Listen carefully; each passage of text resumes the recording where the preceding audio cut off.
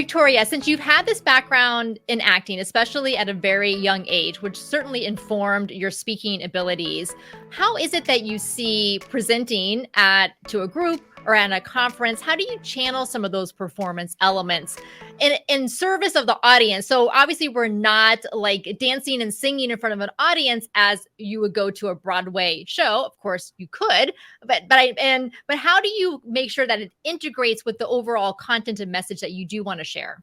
Well, there are a couple of things. One, of course, is storytelling, which I think we'll get into more later.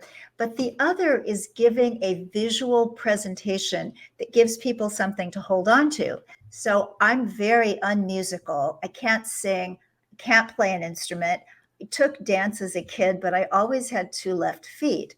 However, I started to see that those speakers who could get some of that sort of Broadway show element, like you mentioned, into their talks were getting the jobs. And the bureaus were telling me, if it's two people equally gifted, same price point, but one of them can bring in a little music or a little movement, that person is going to get the gig.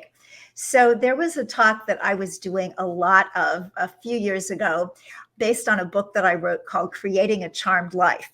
So I hired a choreographer to come for an hour and teach me about 45 seconds of choreography to go with New York, New York. So as I had talked about the bagels and the wearing black, and then I came to the part about the music would come up and I would start to dance. So anytime you dance, people really like it. That's why there's so many dance videos on TikTok and Instagram. But if you dance in heels and you're over 50, you are golden. So that thing would happen 45 seconds out of the whole hour-long presentation. It almost invariably got a spontaneous standing ovation. And I'm not a good dancer, but I danced. And an audience notices that.